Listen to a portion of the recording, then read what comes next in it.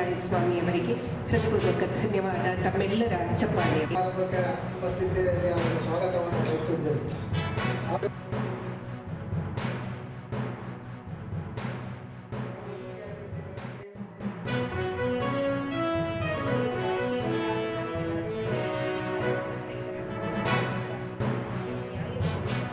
ಜಿಲ್ಲಾ ಕಾನೂನು ಸೇವೆಗಳ ಪ್ರಾಧಿಕಾರ ಇವರು ತಮ್ಮ ಬೆಳಗ್ಗೆ ಸಮಾರಂಭವನ್ನು ಯಶಸ್ವಿಗೊಳಿಸಿಕೊಂಡಿದ್ದಾರೆ.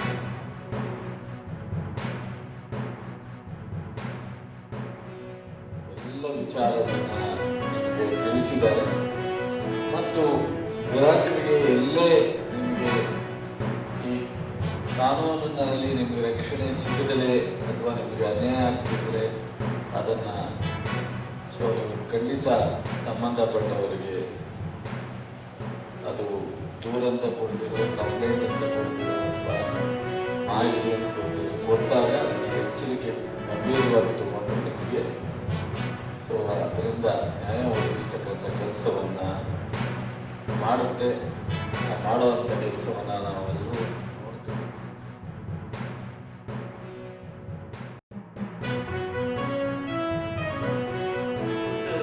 ಕಮಿಷನ್ ಕೊಟ್ಟಿದ್ದಾರೆ.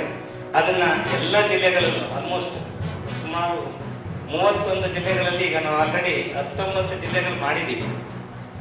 ಈ ಕರ್ನಾಟಕ ರಾಜ್ಯ ಆಹಾರ ಆಯೋಗದ ಆಹಾರ ಭದ್ರತೆಯ ಕಾವಲುಗಾರರಾಗಿ ಕೆಲಸ ಮಾಡಬೇಕು ಅಂತ ನಮ್ಮನ್ನ ನೇಮಿಸಿದೆ. ಆ ಕಾವಲುಗಾರರಾಗಿ ನಮ್ಮ ಕೆಲಸವನ್ನು ನಾವು ಯಶಸ್ವಿಯಾಗಿ ಮಾಡ್ತಾ ಇದ್ದೀವಿ.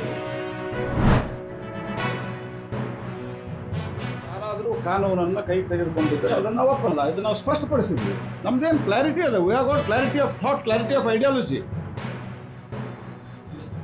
ಆದರೆ ಅವಳು ಹಳೆ ಕ್ರಿಮಿನಲ್ ಮಾಡಿದ್ಲು ಅಂತ ಹೇಳಿ ಅವಳನ್ನ ಎತ್ಕೊಂಡು ಜೀಪ್ನಾಗ ಹಿಂಗೆ ಒಗೆಯೋದಕ್ಕೆ, ಅಥವಾ ಅವಳು ಕ್ರಿಮಿನಲ್ ಇದ್ದಾಳೆ ಅಂತ ತಿಳ್ಕೊಂಡು ಯಾರನ್ನೋ 4 ಜನರನ್ನ ಪೊಲೀಸರು ಬಿಟ್ಟು ಅವ್ರನ್ನ ಎತ್ಕೊಂಡೋಗಿ ಅವ್ರ ಬಟ್ಟೆ ಅವರು ಎತ್ತಿ ಒಗಿಯೋದ್ರಲ್ಲಿ ನನ್ನ ಬಟ್ಟೆ ಹರಿತು ಅಂತ ಇವ್ರು ಹೇಳ್ತಾರೆ, ಬಟ್ಟೆ ತೆಗೆದ್ರು ಅಂತ ಒಬ್ಬರೇ ಹೇಳ್ತಾರೆ, ಅವರೇ ಬಿಟ್ಟುಕೊಂಡು ಅಕ್ಷರ ಬರೀತೀರಿ. ಇದನ್ನು ಯು ಹ್ಯಾವ್ ಟು ಎನ್ಕ್ವೈರ್ ಇಟ್ಟು ಅಂತಲ್ಲ, ಥರೋಲಿ ಎನ್ಕ್ವೈರಿ. ನೀವು ಡಿಸಿಪ್ಲಿನ್ ಎನ್ಕ್ವೈರಿ ಅಂತೀರಿ. ಈಗ ಫರ್ದರ್ COD ಎನ್ಕ್ವೈರಿ ಮಾಡಿದ್ರೆ ಯಾಕೆ ಮಾಡಿದ್ದಾರೆ ಅಂದ್ರೆ ತಪ್ಪಿಲ್ಲ ಅಂದ್ರೆ COD ಎನ್ಕ್ವೈರಿ ಆರ್ಡರ್ ಮಾಡಿದ್ರೆ ಯಾಕೆ ಮಾಡಿದ್ದಾರೆ?